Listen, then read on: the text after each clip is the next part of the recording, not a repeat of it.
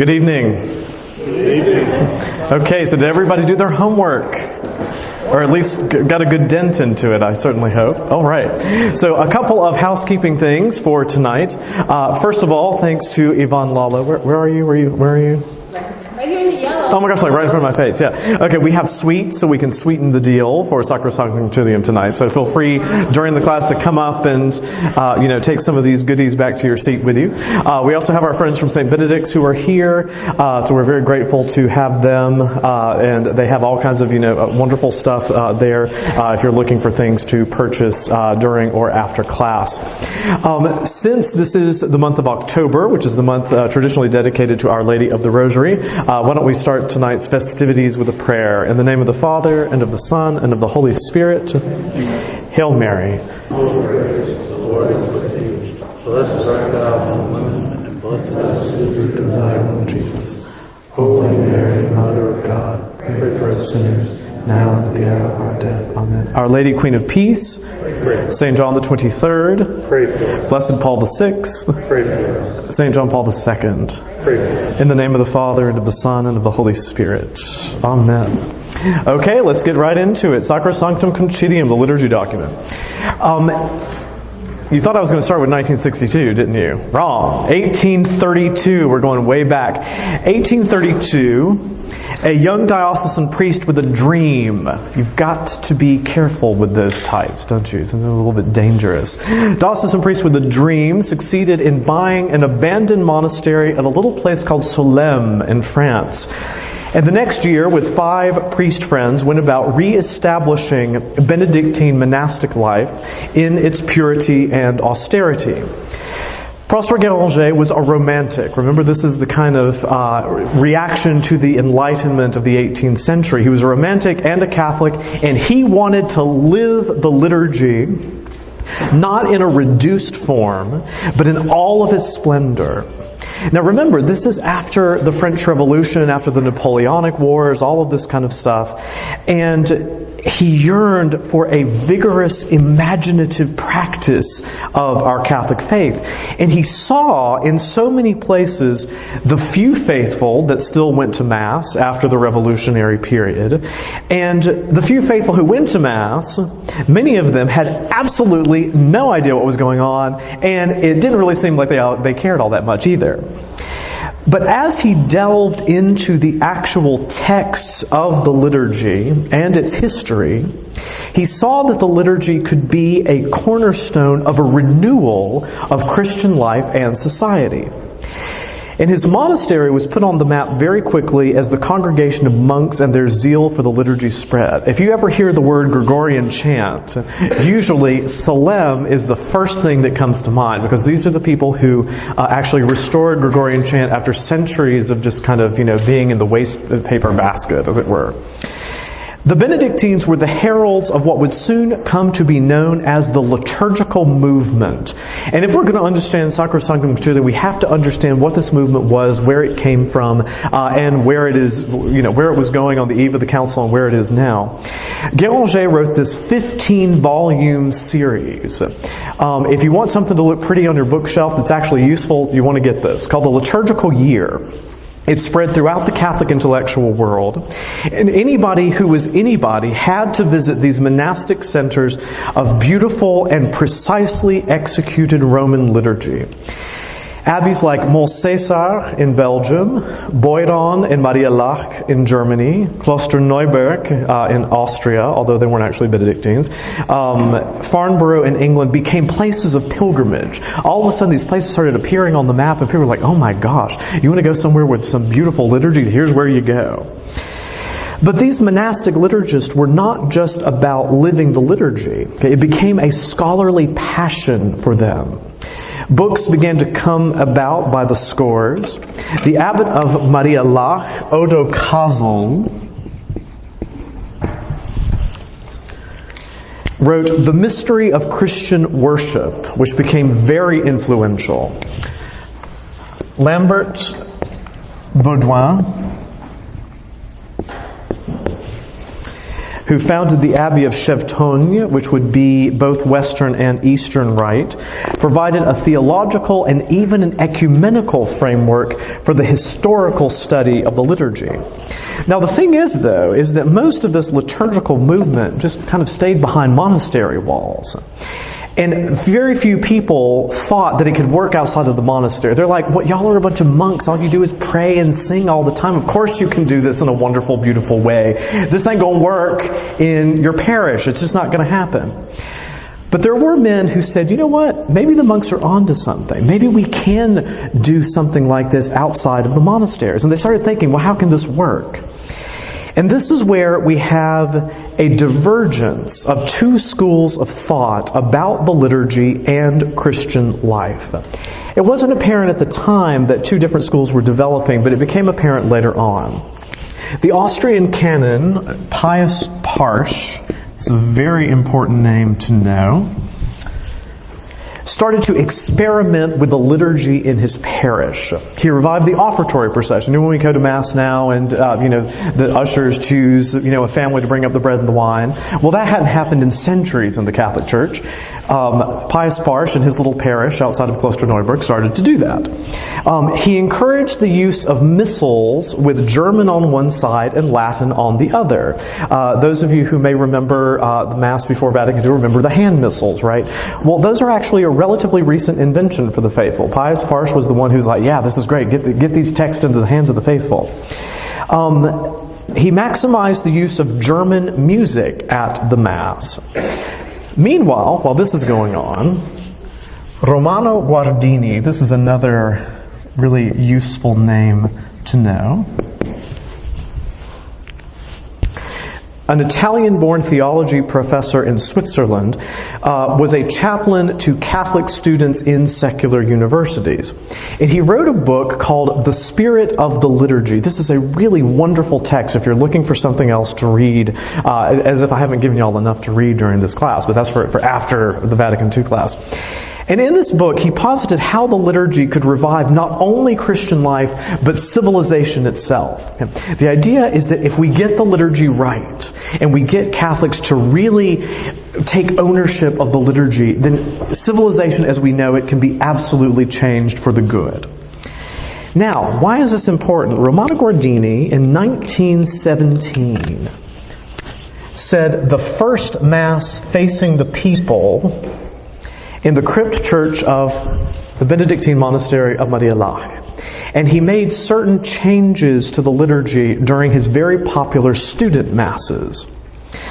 Now, let's get closer to home. This is all stuff happening in Europe. The United States, had a very pragmatic attitude towards all this kind of European intellectual ferment, right? I mean, Americans were very practical people, right? And America was largely untouched by this movement until the 1940s. Remember that part of the American experience of Catholicism, most Catholics were immigrants, right? And the two kind of polar opposites when it comes to the liturgy were the Irish and the Germans.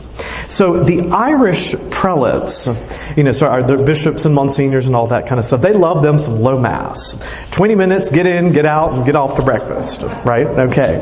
And in fact, when I see someone who comes up to me and, "Father, oh my gosh, can't you get Mass done in 30 minutes? I think you have got to be Irish, don't you?" So, 99% of the time I'm right. Okay, now, and remember that the Irish, they didn't have this thing for a lot of music.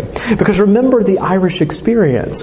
They were persecuted by the English, who of course had these grand cathedral schools and this beautiful liturgical life. So they associated all of that with heresy, as well as with their oppressors. Now, on the other side, you have the Germans, who they loved them some music, right? So, these huge orchestral masses and, these beautiful ceremonies, that was kind of their thing. So we see that in America we have these two entirely different poles. Choir schools were born, like the Pius X School of Liturgical Music in Manhattanville, New York, where Justine Ward, Vow of the Holy Name of Justine Ward, she really was an incredible woman. a laywoman who had studied Gregorian chant in Salem, almost single-handedly revived chant in the United States. Justine Ward developed a method for teaching chant to little children. And I was able to study this method when I was in college, and I've done some of it here, and our music staff do this here. It was absolutely amazing when you get these little children who are able to open these ancient manuscripts and just sing from them. She was able to develop a method to revive the chant in the United States for children. Then, there's another guy. Okay, these people, they're like my best friends. I'm just absolutely wonderful people. Monsignor Martin Hellriegel,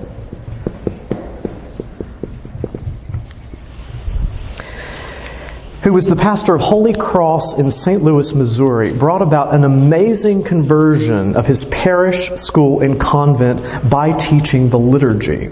And when he started to do this in his parish, he had a parish which is basically, 30-minute low masses, get in and get out, and, let's learn our catechism, that's all we need. And so the parents of the school were like, okay, Monsignor, seriously, we cannot run our lives by the bells of the Angelus, right? These children were coming home and singing from the Kyrie Romanum and all this kind of stuff. And we're like, what are you doing? But then they saw how happy the children were, and they're like, oh, well, maybe there's something onto this. He did an incredible amount of work in this one parish. Virgil Michel, who was a monk of St. John's Abbey in Collegeville, Minnesota, inflamed the nascent social movement in the church with his essays on the relationship between liturgy and social renewal. In the liturgical movement, the idea was that social justice has its root in our worship. That if we worship God in the body of Christ, in the Eucharist, then we also have to extend that worship into the world, to the body of Christ who is suffering and broken in our brothers and sisters in the world, and establishing these links. And there was all kinds of other people that I could go on and on and on in the United States. The United States had an incredible liturgical movement that started around the 1940s. Now, remember we talked about this separation, right, between the monastic and this kind of parish-based liturgical movement. Where the separation is that Guardini and the parish-based liturgical movement were convinced that the Mass had to be changed in order to bring about that active and conscious participation which would then effect a renewal of Christian life. Liturgical scholarship at the time, remember that there had not been a lot of really serious study about the history of the liturgy. It was just kind of like, well, yeah, we're Catholics and we kind of do Mass, and that's what we do. There wasn't a lot until this period of serious study of its history. It made it clear that Mass, as was celebrated at many places at the time, was not like it was in the earliest centuries. And so proposals were made to modernize the liturgy by making it more in conformity with the ancient rites and piety. During this time, it was routine to downplay anything medieval and Baroque. So often from the literature you see, all these horrifying medieval accretions and all this Baroque nonsense. All of this kind of, this is just horrible stuff, we need to get rid of it. The watchword was for antiquity as being closer to purity. Now, many of the monastic-based liturgical movement devotees, however, insisted that, changing the Mass is not going to change people's hearts. That what the church needed to do was elevate the people to the level of the liturgy, not dumb it down. Okay, so you can see these are two radically different, divergent schools of thought. Now, these were never seen in terms of liberal and conservative. Remember we talked about in last class that the media kind of forced or straitjacketed the discussion of the council into these two kind of American political terms.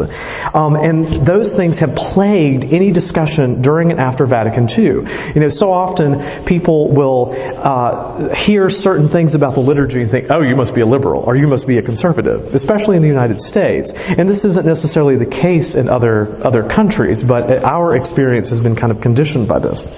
Many thinkers found themselves on one side and then another at different times. Or as Monsignor Hellriegel said after Vatican II, before the council I was considered to be a dangerous modernist.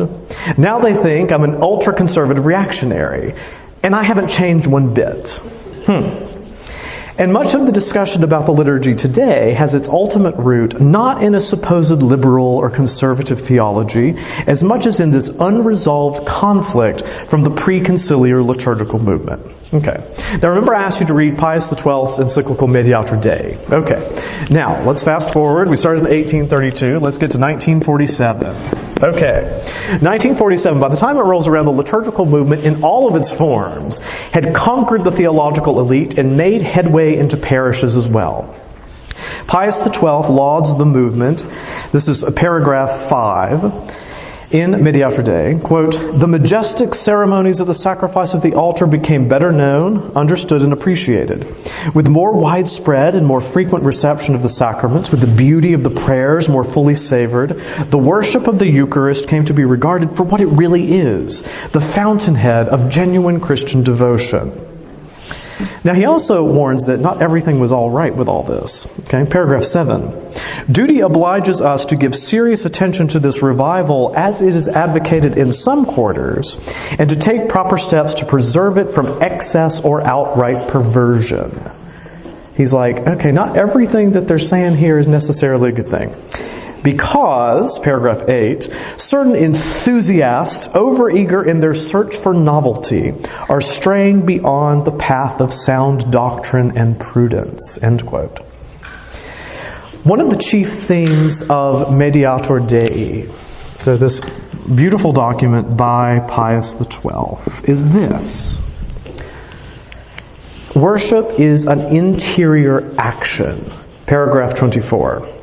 And therefore, paragraph 25, it is an error to think of the sacred liturgy as merely the outward or visible part of divine worship or as an ornamental ceremonial. Now, a lot of the proponents of the movement focused on the alteration of the external signs of the liturgy to the detriment of the formation of the people to be nourished spiritually by the liturgy. And Pius XII already foresees the danger of arbitrary experimentation in the liturgy. Paragraph 57. "The Church has used her right of control over liturgical observance to protect the purity of divine worship against abuse from dangerous and imprudent innovations introduced by private individuals and particular churches." End quote. Much of this experimentation tended to devalue Latin, and so he comments, paragraph 60, "The use of the Latin language, customary in a considerable portion of the Church, is a manifest and beautiful sign of unity, as well as an effective antidote for any corruption of doctrinal truth. In spite of this, the use of the mother tongue in connection with several of the rites may be of much advantage to the people." So he's already saying in 1947 that, okay, the vernacular, we need to give some space here for that. He also highlights the role of Gregorian chant in the liturgy. Paragraph 191. "Gregorian chant, which the Roman Church considers her own, as handed down from antiquity and kept under her close tutelage, is proposed to the faithful, is belonging to them also. In certain parts of the liturgy, the Church definitely prescribes it. It makes the celebration of the sacred mysteries not only more dignified and solemn, but helps very much to increase the faith and devotion of the congregation." End quote. Now, perhaps the most serious prophecy that Pius XII makes is that the liturgical movement will sow great confusion over the difference between how the clergy and the laity offer the same sacrifice, and thus devalue not only the sacrament of holy orders, but also mutate the true Catholic understanding of the Eucharist as sacrifice. Paragraph 41. "The visible external priesthood of Jesus Christ is not handed down indiscriminately to all members of the Church in general, but is conferred on designated men through what may be called the spiritual generation of holy orders." Okay. "Since, therefore, it is the priest chiefly performs the sacred liturgy in the name of the Church, its organization, regulation, and details cannot but be subject to Church authority. This conclusion, based on the nature of Christian worship itself, is further confirmed by the testimony of history." It's paragraph 43. Then, paragraph 68. "The august sacrifice of the altar, then, is no mere empty commemoration of the passion and death of Christ, but a true and proper act of sacrifice, whereby the high priest, by an unbloody immolation, offers himself a most acceptable victim to the Eternal Father, as he did upon the cross. It is one and the same victim. The same person now offers it by the ministry of his priest, who then offered himself on the cross, the manner of offering alone being different." Okay, why is this important? Okay. Some of the most heated debates about liturgy over the past 50 years have centered on the role of the laity in worship and the relationship between the Mass as a meal over the Mass as a sacrifice. Right? The Mass is a meal. Okay, it is a meal, but it is also a sacrifice. You have to uphold, both ends of the chain. Pius XII saw that there was tendencies that were happening that could be really injurious to the faith. And we'll see this again as Sacrosanctum Concilium comes near. Pius XII issues Mediator Dei in 1947, and the bishops of the world are very well acquainted with what is contained in it and other papal pronouncements on the liturgy. After 1947, this division between the two streams of the liturgical movement gets wider. And contrary to Pius XII, more calls for experimentation and change begin to be made. By 1962, each one of the Council Fathers had in their minds not only the work of Pius XII, but also the clamoring of intellectuals and lay faithful influenced by both sides of the liturgical movement. Okay? So you see that this is kind of building momentum by the time we get to 1962. Now, remember in our first class, when we talked about how the intentio auctores, the intention of the authors, is crucial to understand any word, decision, or declaration, whether it be an ecumenical council or anything. It doesn't matter what it is. The intention of the author is the key to interpreting its meaning. And such an intention, when it is not evident in the text itself, can begin to be surmised by other things written by the author or anecdotal evidence surrounding what was written. Okay. Now, apply this to everything that's going on here. Such research proves that regardless of what might have been the expectations of many priests, religious, and laity in Northern Europe in the early 1960s, the bishops assembled at the Second Vatican Council did not expect the liturgy to change drastically. How do we know this? The flood of autobiographies of bishops who were at the council, and on various sides of various fences, proves that when they were voting on Sacrosanctum Concilium's final draft, which was overwhelmingly approved, 2,159 yes to 19 no votes, they never could have foreseen the liturgy as it is celebrated in so many places today. The final vote was 2,147 in favor, 4 against. It was to be the most unified vote of any of the council documents. Okay? So what were they thinking when they voted? Okay, this is a legitimate question. Okay, we have to understand the intentio auctores. What was in their mind when they put this up here? Well, if you have a chance to go to any of these kind of large theological libraries with great resources, you can find a series of large folio volumes which are called the Acta Concilii Vaticani Secondi. Now you're thinking, Father, stop with the Latin. Okay, well the thing is, there's a reason why I'm giving it to you in Latin. Okay. Now this thing, it goes on for hundreds of thousands of pages. Okay, so I'm not going to give you this as your homework, right? Okay. They include every word which was pronounced on the council floor and every written piece of paper which was officially given to the bishops. Okay, because as each bishop got up to speak, they submitted first in writing a copy of their Latin talk. And these talks were called relationes. In them, you can find out much more of what was going on in the Father's reasoning and debating than what can be had from the documents themselves. I mean, obviously the documents are the important part, right? But if you want to see, okay, what did they think they were voting on? What were they asking for? What was there? You got to go back to the relationes. Now, of course, they're all in Latin. They've never been translated. But they are absolutely crucial for understanding the study of the council.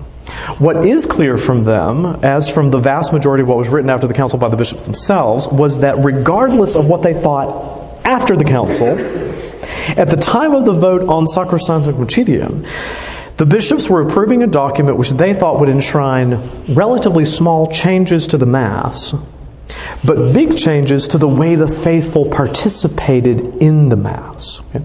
There was a great desire to achieve the goals of the liturgical movement, to see within the church an active interior participation in the sacred rites as a means of Christian living. Now, regardless of what was actually written in Pius XII or Sacrosanctum Concilium, or what was on the minds of the bishops when they lined up to vote on the document, the reality is that almost every Catholic alive experienced worship in a vastly different way than they did before. Now, for most people, if you ask most people, what did Vatican II bring to the church? They're going to tell you in terms of liturgy, because it's what they saw happen at Mass, what was different than what was happening before. So for many people, Vatican II was a revolution. And it made the liturgy and what one thought about the liturgy a litmus test for how other Catholics would view their co-religionists. Before, people just went to Mass. Usually you just went to Mass in the church that was closest to you. Okay? And there's still people who do that. Now, the way that the liturgy is celebrated, in one sense, this is a good thing, because it means that Catholics take the liturgy seriously. Right? If they don't feel comfortable at a place where they go to Mass, then they're going to shop around until they find where they are. Okay? So there's a positive thing in that there's a greater engagement with the liturgy. But at the same time, there's also the issue, have we kind of are we experiencing a greater disunity? And why is that the case? And is there anything that can happen to resolve it? Or is it just legitimate diversity within the church? Now, this experience, though, was pretty novel in Catholic history. Remember, there is a Latin axiom, which you've heard me say at Mass, I'm sure. Lex orandi, lex credendi, which goes back to Prosper of Aquitaine. Lex orandi, lex credendi. The law of prayer is the law of belief. Okay?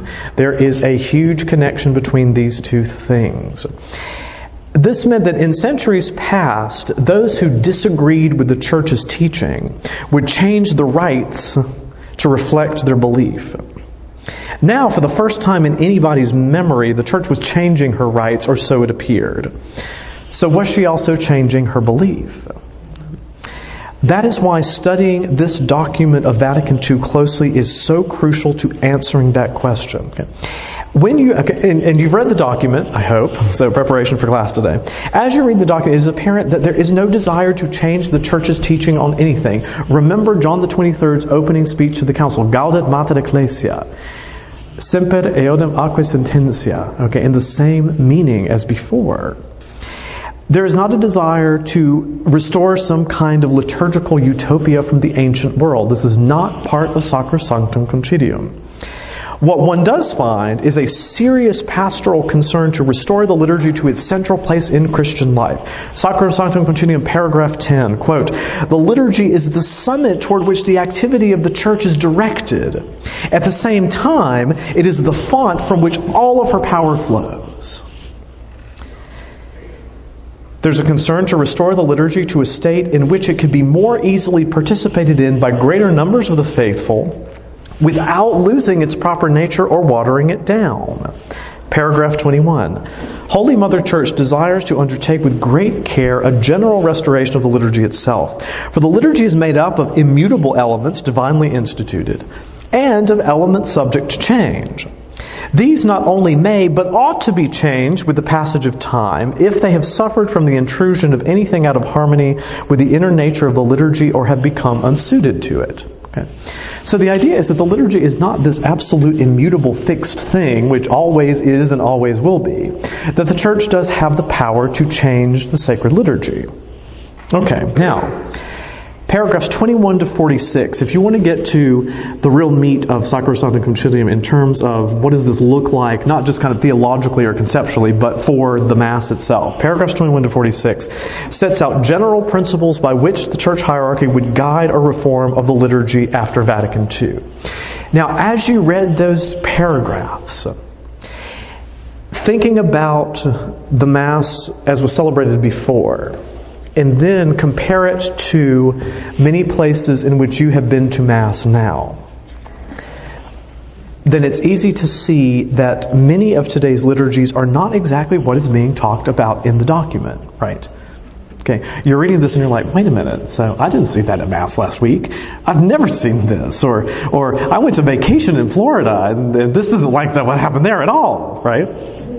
Okay, so how did this happen? Okay, now we're going to go way back. You know how I love my history lessons. So, before 1588, there was no central governing agency in the Roman Church for liturgical questions. Till 1588, it just kind of happened, right? Popes and bishops, they wrote letters and they passed laws and stuff, but there was no kind of official organ for doing so. Pope Sixtus V established the Sacred Congregation for Rites in 1588. And Pope Pius X in 1908 established another congregation for the discipline of the sacraments. Fast forward, Paul VI united them in 1969 to what finally came to be known in 1988 as the Congregation for Divine Worship and Discipline of the Sacraments, the longest title of any dicastery of the Vatican. Now, from 1588 all the way through, this is the organ of the Pope that deals with all this kind of stuff. So it was assumed, naturally, that this congregation would oversee the work of the liturgical reform. Okay. Now remember, Sacrosanctum Concilium is signed, okay? And as soon as it was signed, Paul VI stated that nothing would change until the first Sunday of Lent, 1964. And even then, he said, just hold your horses, because this is going to take a while. Okay. As soon as this, remember we talked about these different types of documents. Motu proprio. A motu proprio is a type of document basically by one's own initiative, by one's own motion. So Paul VI, on his own, issues this document called a motu proprio. As soon as this was published, in which he said, okay, don't even think about doing anything until the first Sunday of Lent. We're going to tell you what to do and just chill out. Okay. As soon as this happened, bishops stormed the Secretariat of State with phone calls, telegrams, cablegrams, telex, all the stuff that they had in the 1960s. And it became evident that the bishops are like, we're going to do this on our own. And the entire French episcopate said, we're not going to wait for anything. They just took it entirely out of the hands of the Roman Curia. Now, the prelates, the bishops, the cardinals who were part of the Congregation for Rites, they had been very skeptical of the liturgical reform from the beginning. And they were just they're like, well, how on earth are we even supposed to start to do this? When in a 3-day period, an altered official Latin translation of Paul VI's motu proprio appeared, which was drastically different than the original that they read in the Vatican's newspaper, L'Osservatore Romano. That the Pope had taken the responsibility for the liturgical reform entirely out of their hands, establishing a committee called Concilium. With Cardinal Leccarro, who was the Archbishop of Bologna, who was a bitter enemy of the recently deceased prefect of the Congregation for Rites, Gaetano Cicognani, and Annibale Bonini. Does this name sound familiar? Remember him from our first class. Okay. We're going to keep coming back to him. Father Annibale Bonini was the secretary of Concilium. This is the same man who, remember, would be removed from the Vatican for his purported Masonic activity, which was never proved against the Church. Now, Bonini was the mastermind behind much of the liturgical reform. When he was exiled, he wrote a 928-page defense of himself and his work called The Reform of the Liturgy. Now remember, he had been the lone secretary for matters liturgical in the Vatican since Pius XII installed him in 1954. Okay, he had complete access to all of the data, every meeting, every scrap of paper, everything that happened about the liturgy from 1954 onward. And in his book, he has this consistent theme, and he expresses it in chapter 10, and I think that this is crucial for us to understand the mindset. He says, quote, "How difficult it is to take an ancient building in hand and make it functional and habitable without changing the structure.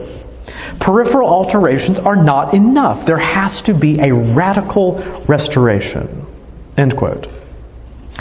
Now, Paul VI, at a private audience on January the 22nd, 1968, told Bonini specifically and wrote it down, quote, "As far as possible, changes in the current form of the Mass should be avoided."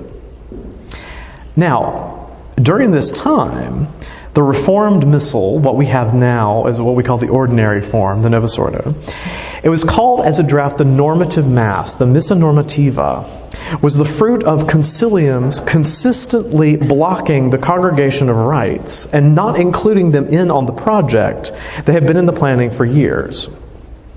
So remember what I said, January 22nd, 1968, Paul VI writes specifically, don't be changing stuff. Paul VI wrote a handwritten note on November 6, 1968, which stated, I give the new order of Mass my approval in the Lord. That note was not delivered to the new prefect of the Congregation for Rites, Cardinal Gut, until January the 17th of the next year. Okay. Bonini had what became known, what we know now, as the Novus Ordo Missae, published on April the 3rd, 1969, with the Apostolic Constitution, that's the type of document which accompanied it, Missale Romanum, dictating it should be used by Advent of 1969. So that meant that you had this very small window of opportunity to come up with translations. Okay? Remember that when we came up with the New English translation in 2011, okay, the kind of impetus for that came originally from a document from 1994, and then from the year 2000 with the new General Instruction of the Roman Missal. That was 11 years of a process. They didn't even have 11 months to get this thing translated. It's really incredible as a story. This was the quickest thing that the Vatican has ever done in 2,000 years. It was a massive liturgical reform which was imposed on the Church without even the Congregation for Rites knowing that it was happening. Okay? It was all engineered by Bonini to the virtual exclusion of the Vatican Agency for the Liturgy. Now, as soon as the new missal was published, Concilium was disbanded. No mas. Okay. And ordinary care for the liturgy was put back into the hands of a newly organized Congregation for Rites. By the time John Paul II ascended to the throne of Peter in 1979, there was absolute and complete liturgical confusion in the Catholic Church, absolutely everywhere. The attempts of the Congregation for Divine Worship to stop the abuses, nobody cared, nobody listened. Throughout the pontificate of John Paul II, documents were issued from both the Pope himself and the Roman Curia trying to curb the abuses. So this is all under JP2. Dominici Cene, 1980. Liturgiam Authenticam, 1994. Ecclesia de Eucharistia, which was 2003. Redemptionis Sacramentum, which was 2004. And in the year 2000, there was a new edition of the General Instruction of the Roman Missal in 2000. So already by 1980, when John Paul II's Dominici Cene came out, it was very clear, it's like, okay, we got to do something here because this is getting kind of out of hand and kind of crazy. These documents are wonderful. There's only one problem with these documents, though. No one reads them. If you ask most bishops and priests, if you go up to any random guy in a Roman collar and you ask them, have you read Redemptionis Sacramentum? They're going, blah, blah. Have you read the General Instruction of the Roman Missal? Right. They haven't read the documents. They have not read the documents. It is absolutely incredible. When I was ordained a priest in 2005, because remember, I was in the seminary when all this kind of stuff was coming out, right? And we never once, in my seminary education, read any of this. Any of the documents that accompanied the new revised liturgical rites. Not once. In 5 years that I was in the seminary. Now I did on my own because I'm like, hey, this is kind of important, right? But we were never asked to do this, and this was in the Pope's personal seminary for the Diocese of Rome. This is the problem, okay?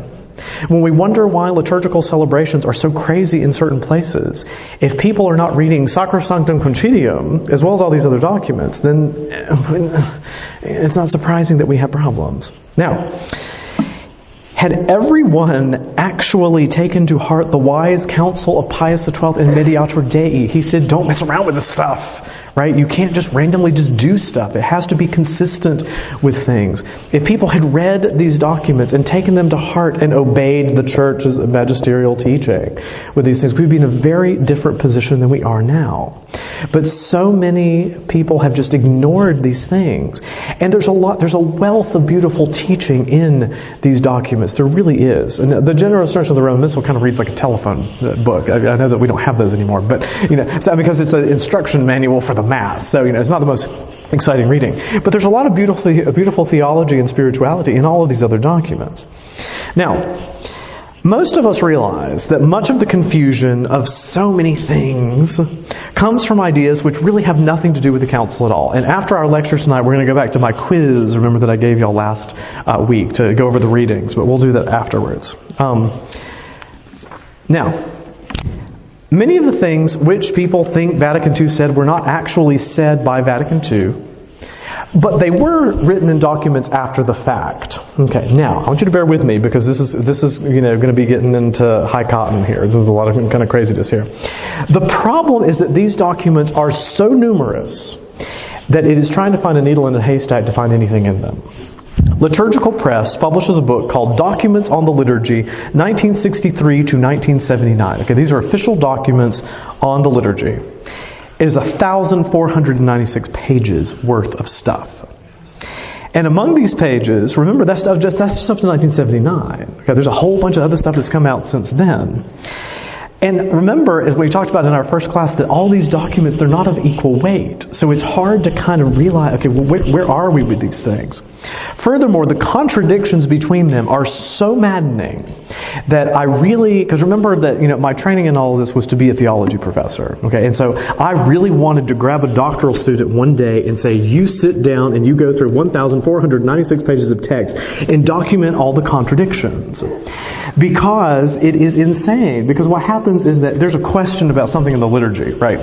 So people are like, I'm going to find the answer. So let's go to the internet, the source of all wisdom and knowledge, right? So Google washing women's feet on Holy Thursday, right? And then all of a sudden, you find everything under the sun, okay? You don't know what has proper weight, what is when, is it more important what came later, or what came first, or, is it, what comes from the bishop's conference, or what comes from my pastor, or what comes from the pope? I mean, it's just maddening, right? And they contradict each other. It's really, really quite crazy. The clarity of authority in matters liturgical has been drowned in paper.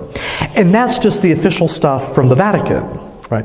Multiply the official chaos by the number of proclamations by individual bishops, bishops' conferences, liturgists, university professors, parish priests, and lay writers, and you have a huge mess on your hands. I'm sorry? Lack of communication. It is really quite fascinating. Now, it's useful to search for answers to these questions, but I'm going to tell you, don't be surprised if you don't find the answer to them, because that's just kind of the situation that we have now. But it also has to be taken into consideration. Here is something that is really important. When you read all of these documents, if you want to sit there because you have no life, to go through 1,496 pages of the documents from 1963 to 1979, even I am not that much of a liturgy geek. Okay. So, when you are looking through this, you have to take into consideration that there is a background which naturally has more authority. And it is the practice of the Roman basilicas. When Bonini is engineering all this stuff, he is not thinking, well, what's going on in a suburban American parish? He does not care. That is not on his radar screen. It is what was happening and what was supposed to be happening in the Roman basilicas. And when we read these rubrics and these documents and all these things, it's important to say, okay, what's going on in the actual practice that's there? If we understand that, certain things make sense. If we go to, St. Huziwatz in Poughkeepsie, New York, or wherever, just to say, then that is not what the documents are kind of presuming when they talk about these questions. Now, the gold standard for any liturgical document, okay, remember, because there's all kinds of stuff here, right? But the gold standard, the thing that you have to compare everything against, is Sacrosanctum Concilium. Okay, how faithful is it to this, to Sacrosanctum Concilium? Once you've accepted, the text of the conciliar constitution, as well as Benedict XVI's concept of hermeneutic of continuity. Remember we talked about that, the key to interpretation. Then, sifting through all of this chaos brings you back to how the rites are supposed to be carried out given the theological vision of Sacrosanctum Concilium and the practice of the Roman Church as consistent with and not departing from the tradition before it. Does that make sense? So, because otherwise, we have total chaos. Now, I want to go forward a little bit. Joseph Ratzinger. Yeah.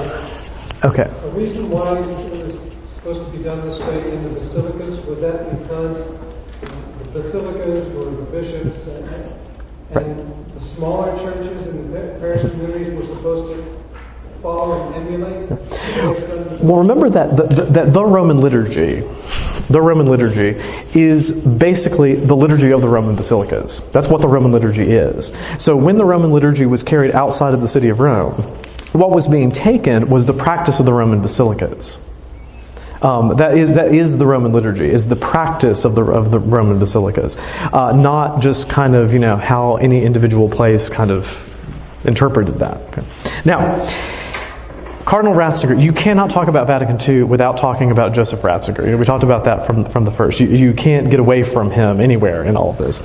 As a theologian, he had written many things on the liturgy before his election as Pope. Remember how he talked about those German Latin hand missals? He got a hand missal for his first communion, and he was like, oh my gosh, this is the coolest thing ever. And he's been thinking about the liturgy ever since he was 7. Right, okay.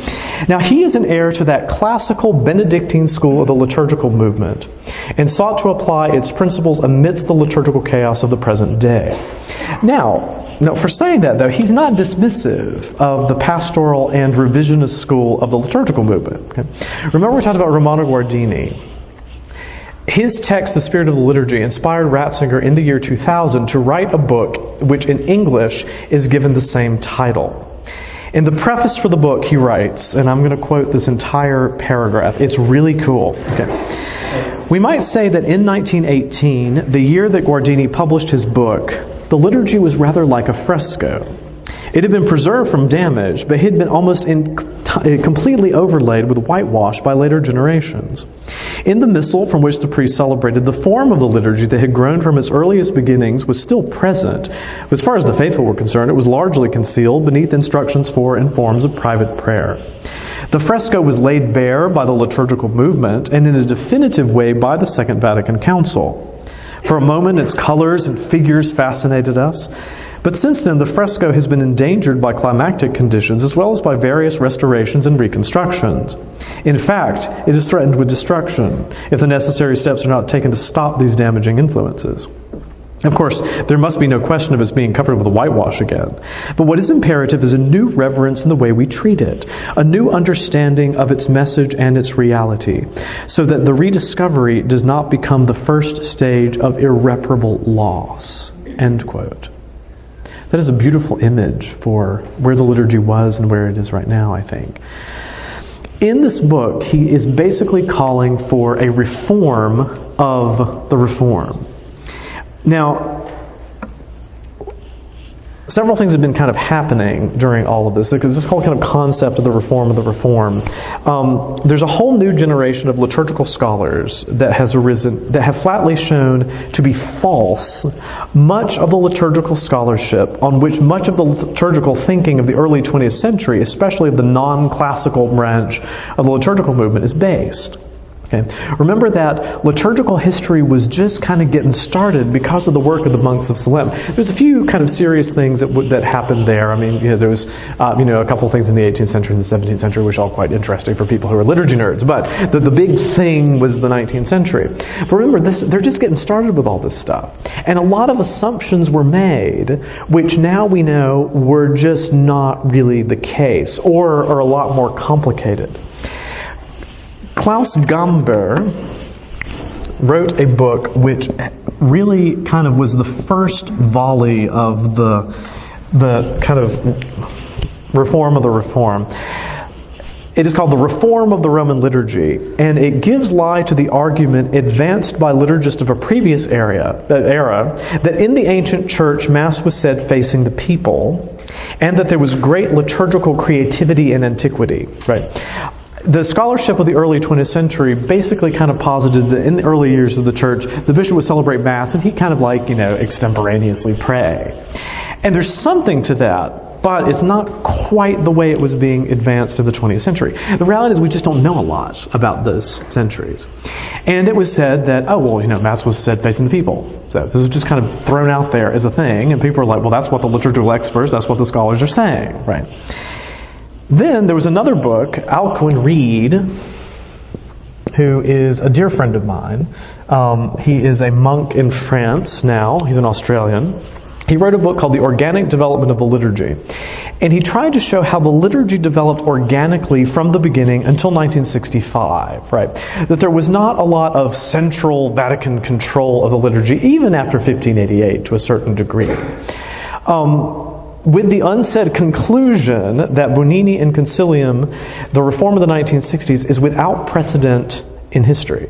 It is an unprecedented thing in the history of the Church to have a liturgical reform like we had after Sacrosanctum Concilium. Now, the other phenomenon that has gained momentum in the Church is the witness of young people, families, priests, and religious who have come back into full communion with the Church after having been associated with the traditionalist movement of Archbishop Marcel Lefebvre. Marcel Lefebvre is an interesting character. He is almost single-handedly responsible for converting a significant part of French West Africa. He was excommunicated by John Paul II in 1988 for consecrating 4 bishops contrary to the mandate of the Holy See. It's an automatic excommunication for that. But Lefebvre, really, after the council, was very disturbed by a lot of things and had an organization called the Society of St. Pius X, who really was influential in preserving the liturgical and theological kind of ethos from before Vatican II. And so, little by little, lots of his followers began to come back into full communion with the Church. And then people who had never been associated with Lefebvre in any shape or form then began to come into contact with some of these ideas again, and they kind of grew. Well, Benedict XVI in 2007 issued a motu proprio. Remember, we go back to this type of document, right, that we talked about with Paul VI. He wrote this motu proprio. I'm running out of board space here. Okay. Called Summorum Pontificum.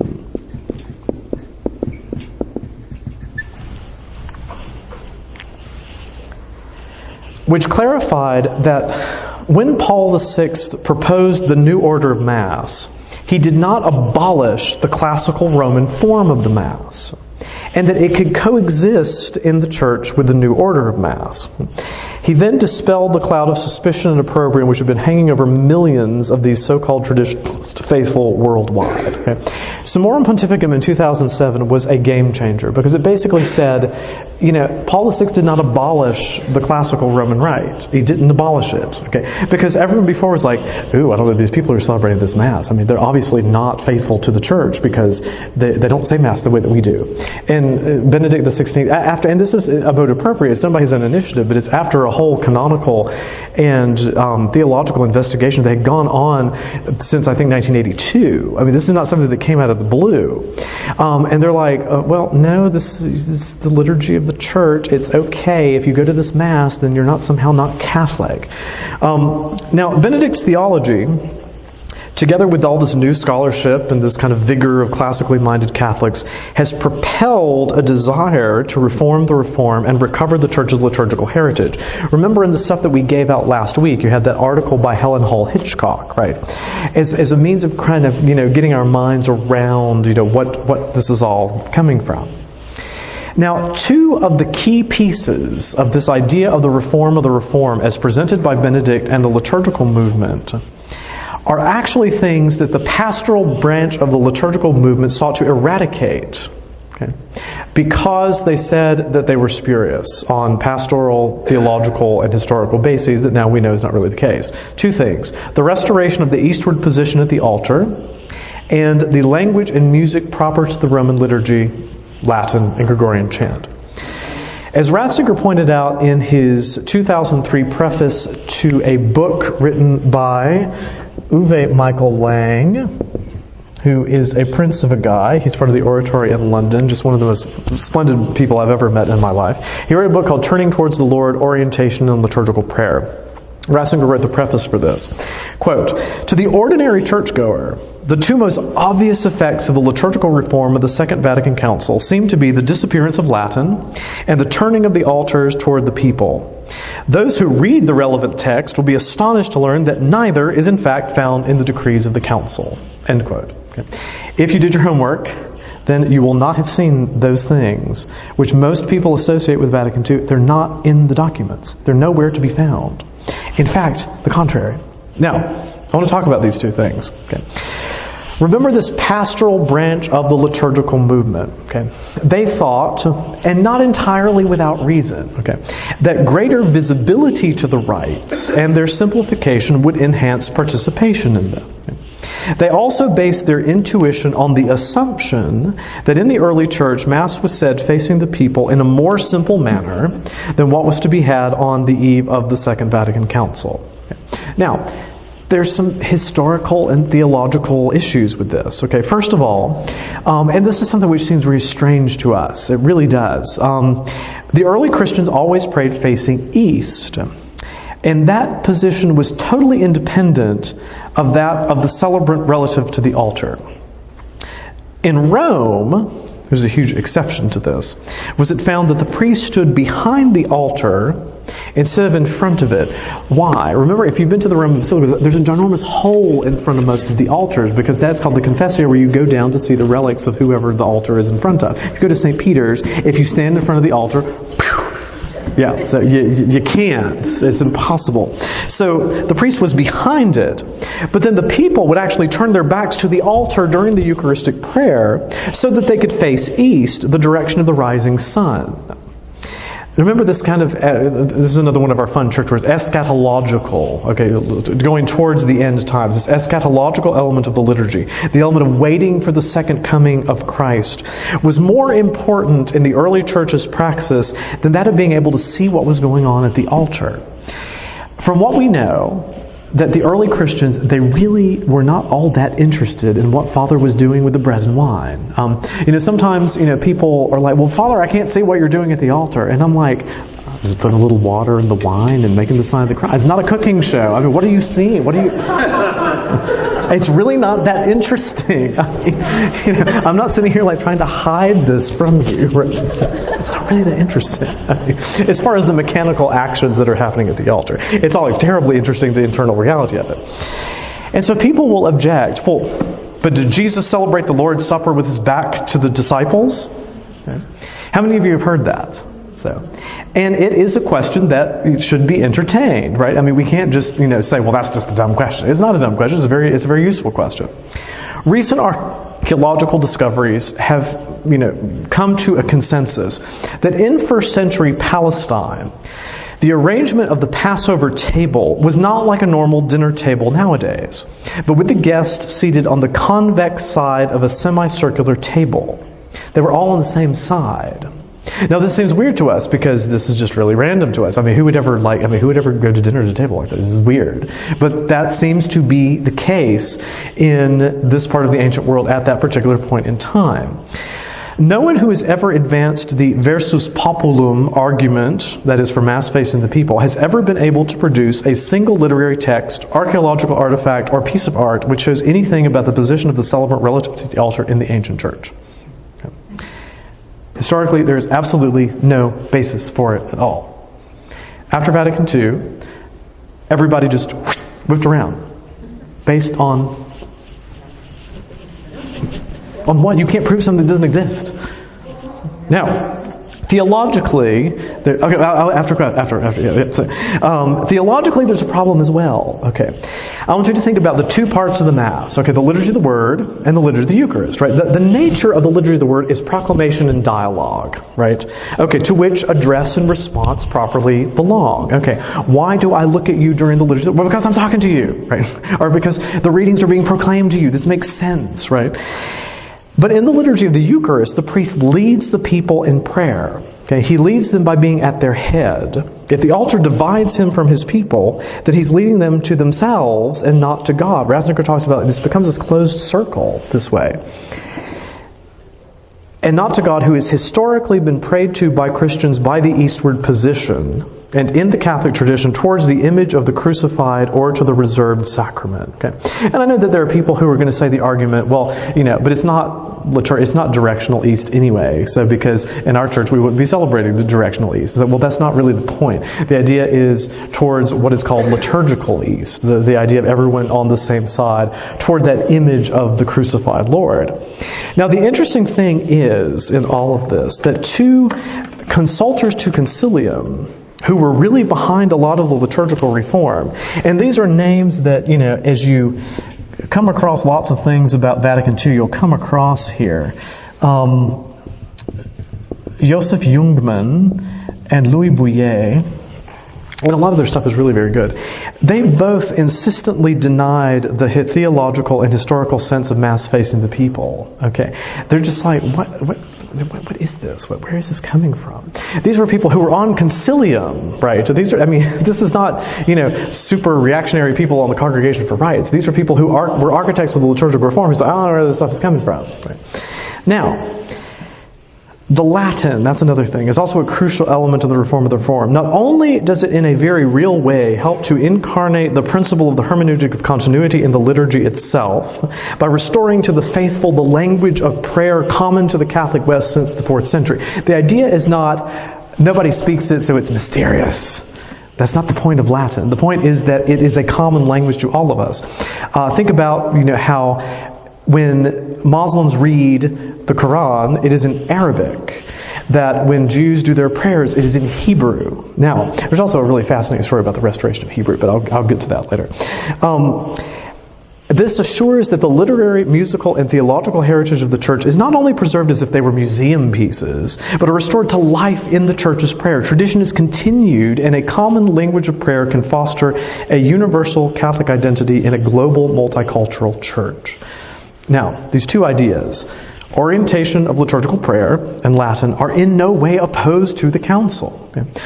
On the first count, the eastward position is even assumed by the rubrics of the New Order of Mass, which states that remember, when I turn around and say, pray brethren that my sacrifice and yours, well, the little red direction says the priest turns to face the people and says, well, why would he turn to face the people and say that if he's already facing the people? Again, but you got to read the little red directions that people don't read. Okay, so again, the Missal presupposes this. And on second, it is clear that Sacrosanctum Concilium itself assumes that the amplified use of the vernacular, it says there has to be space for the vernacular, but not to supplant the Latin heritage of Christendom, but to complement it. It's not either or, but both and. Now, what's going to happen? Okay, this is what is very strange, and permit me one little moment of editorializing here, but Sacrosanctum Concilium, in one sense, is probably the most successful of the documents of the Council, because it was preceded by very long preparation of theology and spirituality. It's a very good document when it comes to theology, but the practical application of it has led to all kinds of just very, interesting phenomena that we're still kind of dealing with, 50, 60 years after the Council. All of this reform of the reform stuff, all this other stuff that's going on, is it leading to more confusion? Yeah, it is. That's why, one of the many reasons why I want you to read these documents, okay? I had a professor in college who said, you know what, you may never be able to change anybody's mind about anything, but at least you'll know the truth. This is what Vatican II says, and why it's important, and where it's coming from. And whether you or I agree or disagree with it is entirely irrelevant. The idea is what it says and where it came from is what it is, and we have to accord it that respect.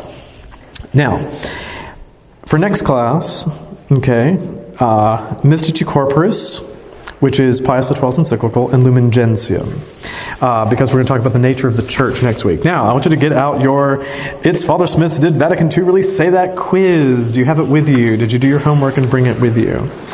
Okay, get that out. Alrighty then. Okay, we have 16 true or false questions. Number 1. The church says the new Mass is better than the old Mass. True or false? Okay. Number 2, that is false, yes. And see where I said that number 4, right? That is go to Sacrosanctum Concilium, paragraph number 4, and see what it says, because it's related to that question. Okay.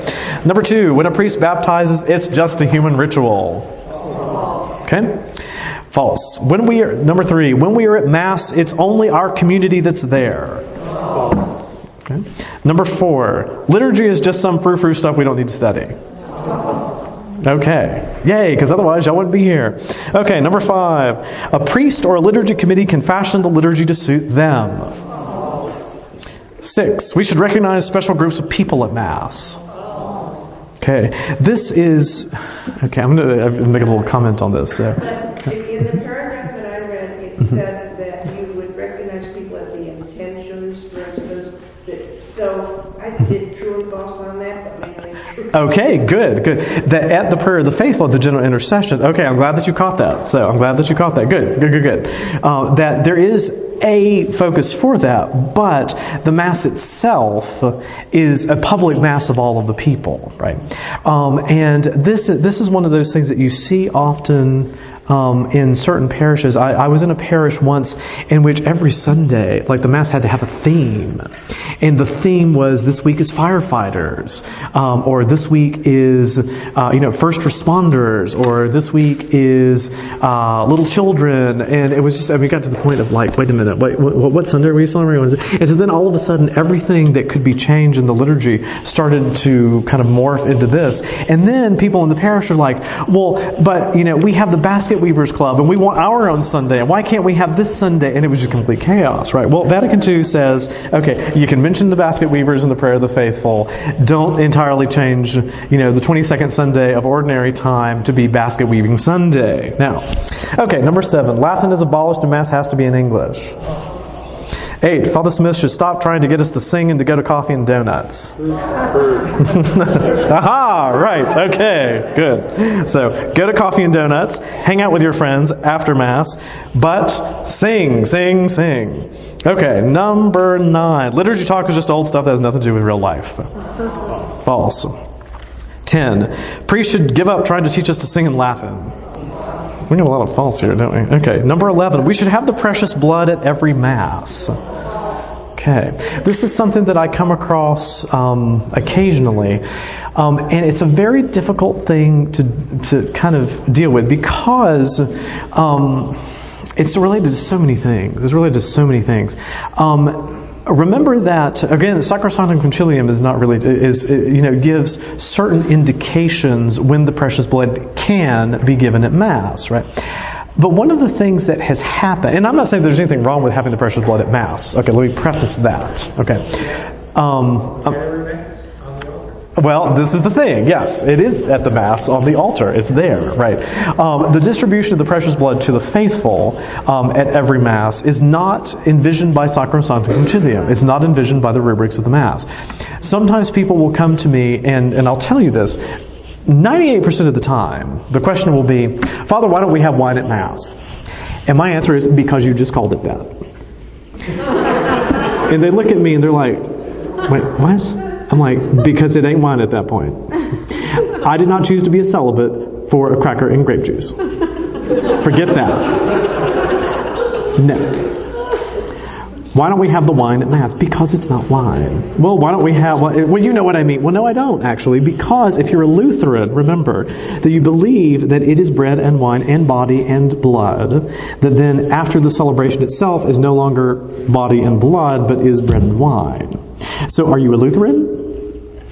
Or are you just a Calvinist who believes it's just a symbol and it's just wine? Okay. If you are, then that's lovely. There are great churches down the street for you to go to. Okay. Not that I would ever tell them this, obviously, but this is what's going through my mind, right? Remember that at the Council of Trent, there was, and again, this is very philosophical language, this whole idea of concomitance, okay? Because Christ is one, right? You can't, when we receive communion, we don't receive his femur or his tibia or his colon or his spleen, okay? We receive Christ, okay? And so, we receive the risen Christ under the sacramental veils. And so when you receive one species or the other, you receive the whole Christ. So when you receive one species, you are not somehow lacking because you're not receiving the other one. Now again, there's nothing wrong with having the precious blood at Mass. This is not the point. But the theological truth of what is called concomitance, that it's all in there, right? That you receive the whole Christ, is so important that when people lose sight of that and they use the legitimate sign value of the separate species, and they elevate that into something which is not actually Catholic teaching, and that is very dangerous because it's one of the things which wreaks havoc on the the integrity of the Catholic doctrine of the Eucharist. Okay, and I think that we live in an age in which that doctrine has been assailed in all kinds of different ways, and so protecting this doctrine, which was defined solemnly at the Council of Trent of concomitance, is super important to preserve our belief in the real presence. Now, okay, so sorry, that was a lot about that one question. Number 12, the Liturgy of the Hours is not for ordinary folk. Okay. False, right. The Liturgy of the Hours for many centuries had become almost exclusively the domain of priests. Even nuns in many convents didn't actually do the Liturgy of the Hours. They did these prayers that were kind of lightly inspired by the Liturgy of the Hours, like the Little Office of the Blessed Virgin and all that. But Vatican II is saying the Liturgy of the Hours is something that it's common to everyone. Think about Sunday Vespers, right? In the entire Diocese of Charleston, the only two parishes that have the Liturgy of the Hours on a consistent basis on Sunday is St. Mary's Downtown and Prince of Peace. That's it.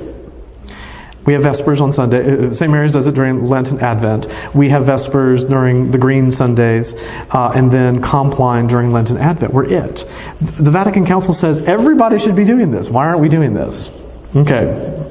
Number 13, priests don't have to say their breviary in Latin anymore. So you can get special permission for it. The assumption is that priests are still doing their prayers in Latin. I can count on one hand how many priests in the Diocese of Charleston I know still say their prayers in Latin. So, because they don't know the Latin. They don't know the Latin. So, yeah. I'm sorry? Is it under the pain or penalty of mortal sin? Not doing the breviary is under the pain of mortal sin, but not the language. The language is not. But we're supposed to receive a special permission. Like you have to ask the bishop for permission to say the office in the vernacular. Nobody does this, which is also a problem. But most priests, because they haven't read Sacrosanctum Concilium, they haven't read this paragraph, so they don't actually know this. This is an important thing because, again, the idea is that the Latin is a living part of the Church's tradition and certainly of a priest's spiritual tradition. And if you have a priest who doesn't even know enough Latin to celebrate the Liturgy of the Hours according to the Sacrosanctum Concilium of Vatican II, then the problem is that you can't fault many of these priests because they were never taught the Latin. They were never taught the Latin. And it's really hard for a lot of these priests. They really want to do these things and they want to do the right thing, but they really have never been given the tools by the Church herself, which is a problem. So, but that's above my pay grade. So, are you saying that most priests in the Diocese of Charleston have not read Sacrosanctum Concilium? Well, I'm not saying that exactly. I'm saying that I'm saying some of them have not. And all these other documents. I know that because we talk to each other all the time. Or if they read them, then they're certainly not doing anything about them. Which is sad, but it's true. Number 14, Gregorian chant should have pride of place in liturgical services. True. Sometimes people, they hear Gregorian chant, and I have to say, chant is one of those, if it's done badly, it's awful. It's just Yeah, I mean, and sometimes people say, oh my God, that sounds like a dirge. And of course, the first thing I think is, do you know why it's a dirge? And I'm thinking, because that's actually the first antiphon for Matins of the Dead. It's Dirige me Domine, direct my path, O Lord. Because people don't know that. If they just throw out the word dirge, they don't even know what it comes from. It's actually an antiphon of the divine office. But anyway, so Gregorian chant, when it's done badly, is really just terrifying. But when it's done beautifully, when it's done well, it really is quite wonderful. And Vatican II is saying that the faithful need to be able to sing their parts of the Mass in Latin, in Gregorian chant. Not just a choir or a schola, that everybody needs to be doing this. But as you know, I can tell you that there is literally one school in the Diocese of Charleston where the children, every school Mass, do the ordinary of the Mass in Latin, as is prescribed by Sacrosanctum Concilium. It's here. I'm not doing it because I'm a Latin freak. You know, Latin's a great language, but I'm not this big. I'm not really this big Latin. The Council says for us to do this, right? Okay. I'm just like, just do it. It's in here. Just do it. Anyway. Okay, number 15. Remember I said that I messed up here. We should really buy a nice pipe organ for Prince of Peace. Wait a minute, what does paragraph 120 say? True. Okay, so if you can write me a check for $1 million, I will kiss your feet. Okay, and so will Alan Reed. Okay, number 16. Songs by Peter, Paul, and Mary are totally acceptable for Mass. False, that's right. With Peter, Paul, and Mary. One of the... Good point. Oh, okay, good. That's right, okay. It was a trick question and I didn't know it. Now, I say this because in the parish where I did this is really interesting. You know, one of the priests who was in the parish, would tell these stories. He was in the seminary in the 1970s, and he said that quite literally they had songs by Peter, Paul, and Mary, the group from the 70s. This is even before my time, so I don't know. I would recognize any of these songs if I'd heard them, but they would sing these during Mass in the seminary. And that when he, was like, okay, I can't do this anymore, was when they wanted to substitute, like rice cake and Coke or something like that for bread and wine. And it was like, no. There's a reason why these documents, why John Paul II is like, sweet Jesus, we have to rein all this nonsense in, right? So, okay, write down the paragraph where Sacrosanctum Concilium says the following. Okay, this is kind of a tricky thing. Okay, number 1, Vatican II got rid of indulgences. Have you ever heard this before? Okay, I'm glad that most of you haven't heard this. This is great. So, okay, some of you have heard that before. There are people who are like, oh, indulgences, that's so pre-Vatican II. Well, so is Jesus. Okay. The whole thing about indulgences, Vatican II doesn't really say anything about indulgences. It's on their radar screen. Where there is the document Indulgentiatum Doctrina, paragraphs 1 and 5, which talk about, indulgences are kind of, part of the church's life. There was a very serious attempt to kind of reformulate the theology of indulgences, because the reality is that some people have some very strange notions. And I have to admit that even I was in the seminary before. If you look at old prayer books, you'll see like how many days or years of indulgence that are attached to certain things. So like if you made the sign of the cross, it was 300 days, and if you made the sign of the cross, Holy War was like 3 years. And so I was like, sweet, this is great. I can get like 3 years off purgatory for making the sign of the cross, Holy War. Let's do this. Let's keep on doing it, because I need all the help I could get. Well, that's not actually the case. That wasn't the point of it. But the way that many Catholics thought of indulgences on the eve of the council was conditioned by things that were really not correct. So the document Indulgentiatum Doctrina applies Sacrosanctum Concilium. It applies the kind of new thinking to indulgences without saying there's no indulgences anymore. Number 2, we shouldn't have all this music and chanting stuff at Mass. That is false, right?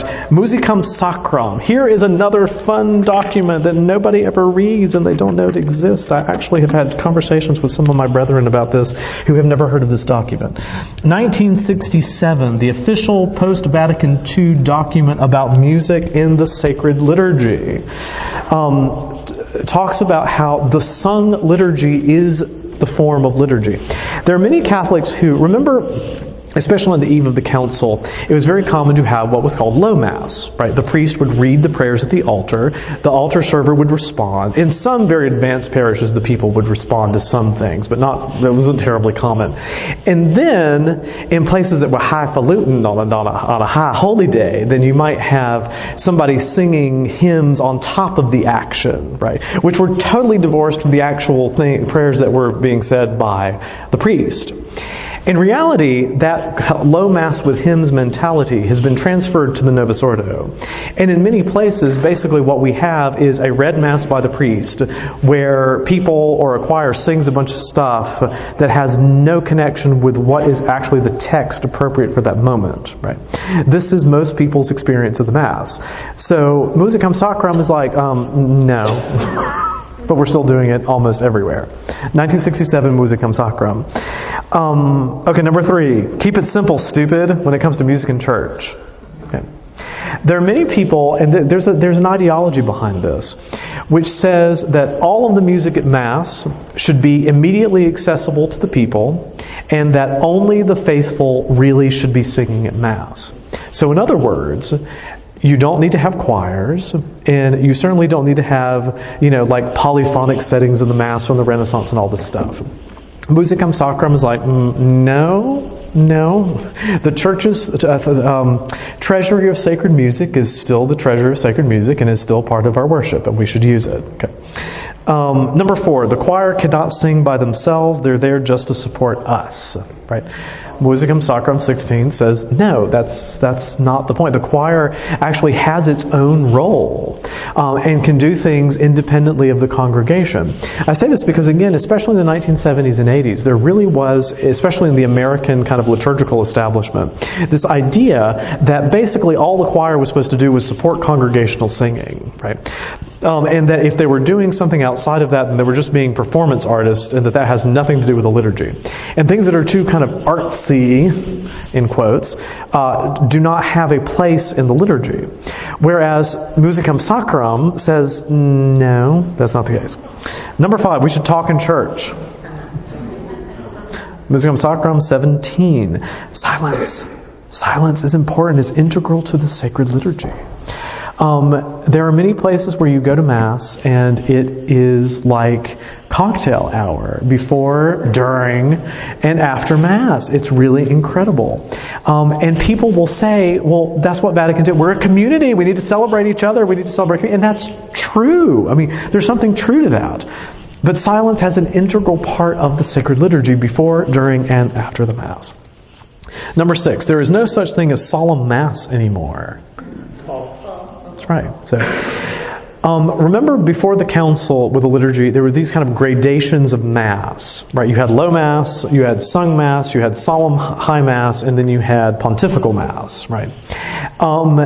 The liturgical reform kind of gives a lot of flexibility there, which is not necessarily a bad thing. I mean, because it basically kind of recognizes that, different places have different resources, and maybe they can carry off some of it, but not all of it, and that's okay. So that's kind of a good kind of part of the flexibility of the new rites, which is actually very helpful, because it means that you can make inches toward doing really great things, but if you can't do the whole kit and caboodle at one time, then it's okay. There were many people for whom the whole idea of solemn Mass, with deacons and incense and all this kind of stuff, they're like, well, that is totally contrary to the spirit of the council, which is all about simplicity. Well, that's not what Musicam Sacram says. Okay. Number 8, we can have number 7, Latin should never be sung at a Mass with English. Musicam Sacram 51. Remember, it's both and, right? It's both Latin and the vernacular. You should probably avoid it in Russia. Oh, right. So, well, maybe. So, number 8, we can have organ solos during Lent. Yeah, Musicam Sacram, paragraph 66. This is one of the things that I have to say is almost ubiquitous, is that during Lent and Advent, in many places, the organ is blaring as if it's Easter Sunday. And really, the organ should only be used, if at all, to sustain congregational singing. Because the idea is that Lent and Advent are, we reduce certain things from the senses. I have been in churches and cathedrals on Good Friday where the organ was deafening. And it's like, but Musicum Sacrum says this, why are you doing this? Yeah. Now, of course, the problem is that, Bach wrote some really fantastic Lenten organ music. Oh my gosh, it's amazing. It's just beautiful, and I love hearing it. But it's not really what we're supposed to be doing during Mass. Maybe we should have more like organ concerts during Lent, or devotional services where we can do these things, because, this organ repertoire is amazing. Advent is another example. The German organ repertoire for Advent is spectacular, but that's not the Roman liturgy. It's not about an organ concert. We still should do these things. Those are really cool, but not at Mass. Number 9, the Eucharistic prayer has to be said out loud. Well, remember we talked about all these documents kind of like contradicting each other? Eucharisticum Mysterium makes it sound like the Eucharistic prayer has to be audible, but it does not have to be, because remember that the Eucharistic prayer in the Old Rite was in silence, right? It was in absolute silence. The idea that all of the prayers should be kind of, audible, but not necessarily screamed out at a very loud voice. Subsequent documents seem to indicate a preference for the Eucharistic prayer being heard in an audible voice, but not necessarily the same register or level as the other prayers. It's kind of murky when you start trying to, this one particular question, and you look at all the documents, and it's like, it's like watching a heart monitor of someone who's dying or something. You're like, well, what is this? Is it up or is it down, or what is it?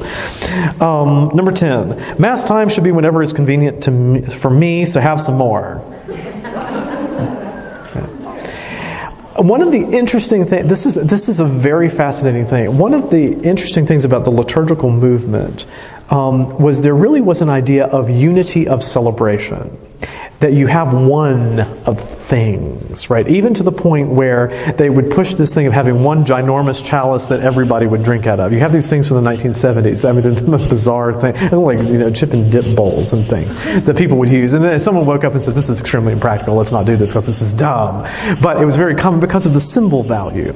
And so the idea of the entire parish community coming together as one for one celebration of the liturgy, and that was the thing that really was the center of your day, of the Lord's Day, is very powerful. And it was one of the things that the liturgical movement was very insistent on kind of saying really needs to be part of this. But what has happened since the Council is that this kind of idea of the liturgical movement, which is enshrined in Eucharisticum Mysterium, is just absent.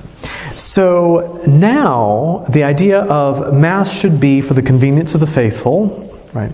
And if we have to have a multiplication of Masses in order to do that, for people's convenience, then we need to do that.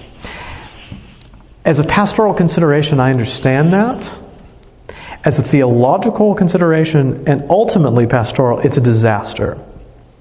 Because I think that there is something about an entire parish family coming together for one celebration of the Eucharist, and that being the thing that drives all of your other choices about how to celebrate the Lord's Day is extremely useful.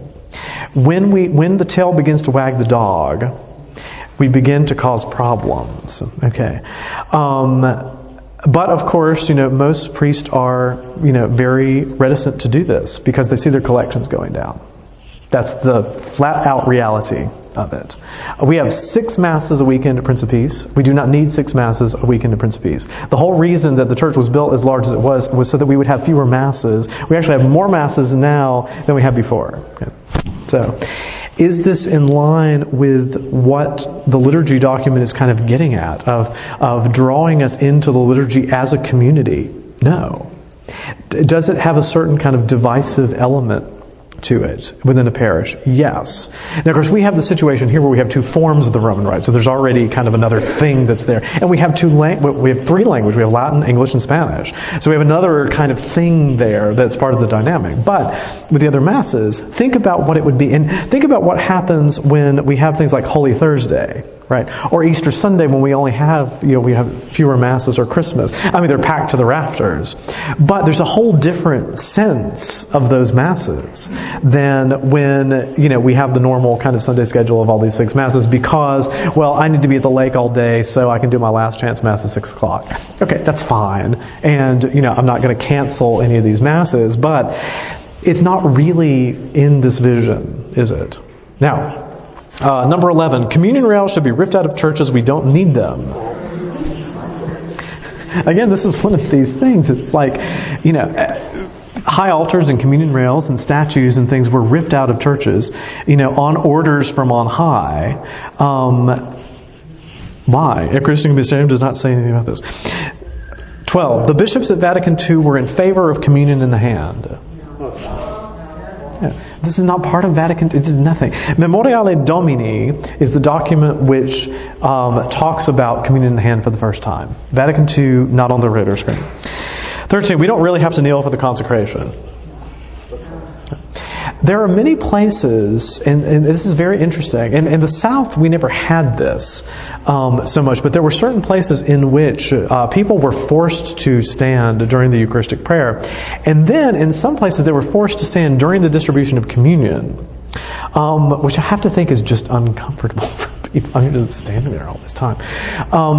This is something which, the general instruction of the Roman Missal is like, no, you got to kneel for the consecration.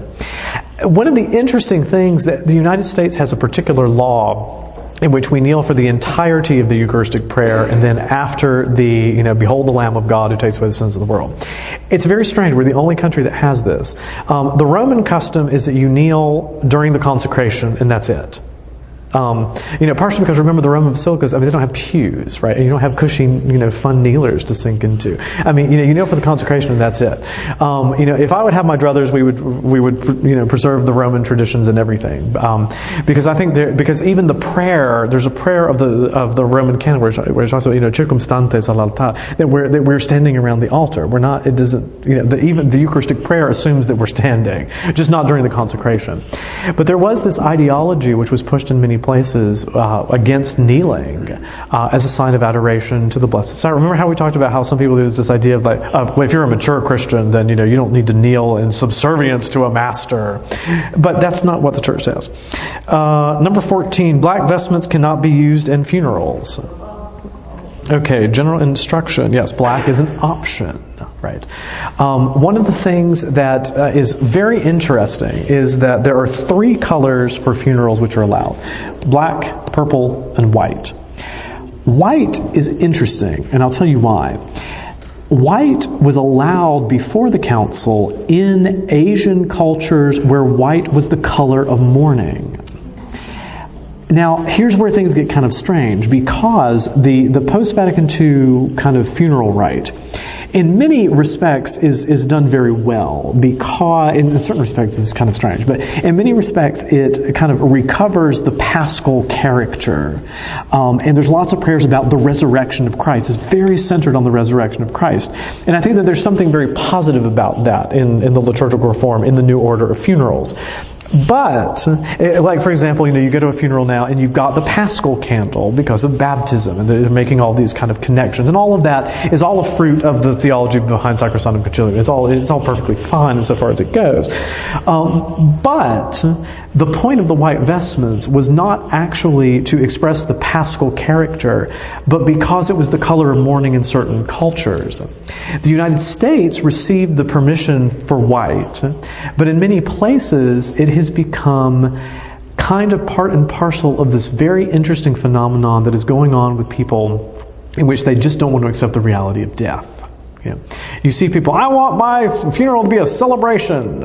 And it's like, well, okay. Not that there's anything wrong with celebrating the life of someone who's passed. That we need to do that. That's a great thing. It's a wonderful thing. The prayers of the liturgy are about the paschal mystery and that transitus, that passing over to eternal life. And all that is beautiful and fantastic and is wonderful.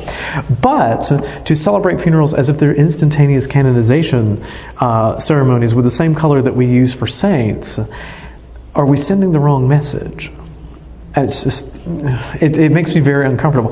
Purple is used, which is very strange because it's just like, well, black is too somber for some people, so we'll use the next best thing, which is purple. So in most countries, purple is the normative color for funerals, but it's still kind of made up. I don't know why purple? Purple is associated with penance and with the royal kingship of Christ. It doesn't really have anything to do with it. It's just kind of an odd thing. But all these things are used. My default in the parish is black vestments. If someone has a very strong feeling for another color, then it's allowed. So I'm not going to say, well, no, I'm not going to use black vestments at your funeral. Well, it's allowed by the church, so fine. I mean, and sometimes people, they do have very strong feelings about this. And I'm not going to have a fight over the color of the vestments when the church gives us an option. But it is important to realize that these things are part of a larger kind of cultural phenomenon that is happening, that is related to the revision of the liturgical text in one way, in a positive way, but has been kind of, dripped through the prism of a very weird kind of thing going on in our culture, which is just not really dealing with the reality of death and grief and all of those things. Number 15. If I'm in mortal sin, I can just say a prayer and go to communion. Okay, Eucharistische Sacramento. This is another one of these little documents that nobody reads, right? Because you can't even find them. No, and I come across this. It's amazing. I come across this all the time, where priests have told people that, well, if you can't get a confession, then just say the Act of Contrition, it'll be fine. Go to communion, it'll be fine. And it's like, no, that's not what the church actually says. I mean, first of all, because we've developed this idea that, if I go to Mass and I don't receive communion, then I'm missing out and I might as well not be there, right? Which is, it's a good thing to receive communion, obviously, frequently, but we still worship God, and we are bound to worship God, even if we don't receive communion. So people will get into this thing where they're like, but I'm a Mass, I have to receive communion. Or, but if I don't get it for communion, then, well, my wife is going to think I'm like, having an affair or something, or so I've got to go. And it's like, no. And in many parishes, and you have this thing where, God bless the ushers, they really are wonderful people. But, they're like, stormtroopers trying to get everybody in these nice lines to go up to Holy Communion. And it's like, no, just let people go to communion, it's fine. Number 16, Mass should be said facing the people. Right, so the general instruction, just, again, it presumes that that's not the case. Okay, so we have gone through a lot tonight. I told you this was going to be a long one, so we're going to have 15 minutes for questions. If you need to go, perfectly understandable. And remember, I reserve the right to punt a question until later, or not. So depending on it. So, yeah, go.